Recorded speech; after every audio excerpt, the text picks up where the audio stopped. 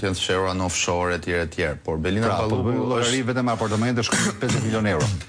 Po Belinda Balluku si personazh nuk mund të arrinte të bënte këtë korrupsion pas sistemin që e lejon këtë korrupsion. Pra ajo çfarë po del në pasurinë e Belinda Ballukut është një komision, pra 1% që ajo merr nga vjedhja e madhe që bën për t'i shkuar pikërisht Edi Ramës apo Partisë Socialiste apo fitores së zgjedhjeve, farsës elektorale etj. Pra këto shifra që shohim janë thjesht përqindje të asaj që është vjedhur në total.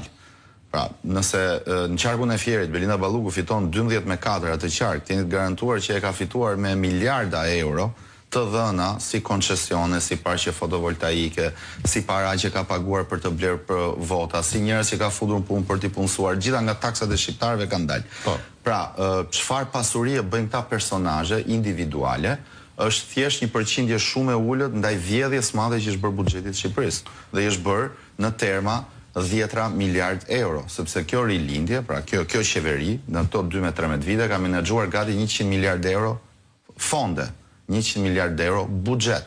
Dhe pjesën më të madhe ka menaxhuar, sidomos vitet e fundit, Belinda Balluku. Ministria që është më e fuqishme, pra që nga 2019 besoj që u krijua kjo superministri. Para kësaj ka qenë vetë Benameta, se dar Benameta një hajdut është, pra ndryshojnë personazhet, po jo sistemi. Jo filozofia. Sistemi qëndron njësoj dhe patjetër që në krye të këtij sistemi është Edi Rama.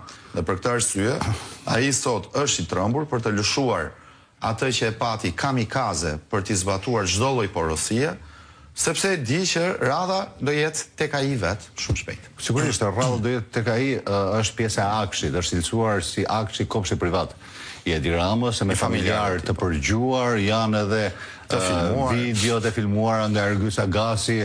Projekti kushton 2 milion, thotë ta bëjmë 4 milion euro, se më duhet i raportoj kapos dhe i bëj raport për çdo gjë. Ja bëj raport në Excel. Për vjedhjet. Me pika, paktën të dinë se ku kanë shkuar parat. Janë korrekt. Dhe tashmë hetimet ndaj Akshit, afrimi ndaj Ramës, se çdo të thotë, a duket sikur ka marrë spaku, hetimi, apo fryma e re që po vjen edhe për te oqeanit, duket sikur ka marrë një dritë të re, apo një guxim për të hetuar Ramën? Unë besoj që tashmë është shumë e qartë, që është një agent e pastër për të rrëzuar një diktator.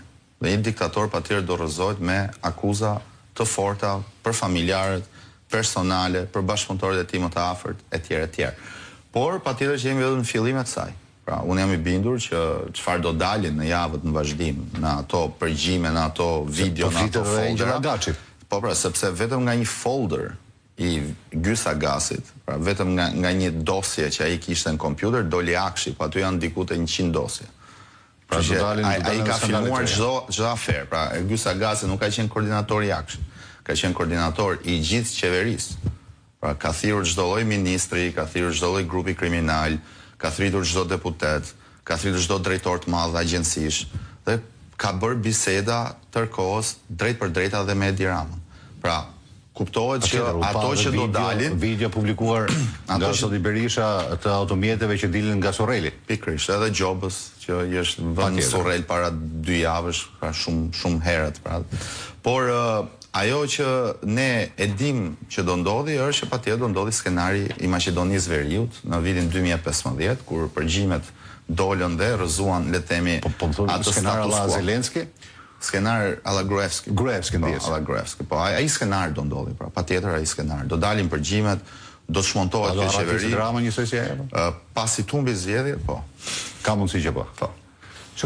Nuk e mbajnë burgun do diktatorët, për këtë t'jesh i qartë. Pra burgun e mbajnë ata që luftojnë për lirinë, që janë bindur, që po ju bëhet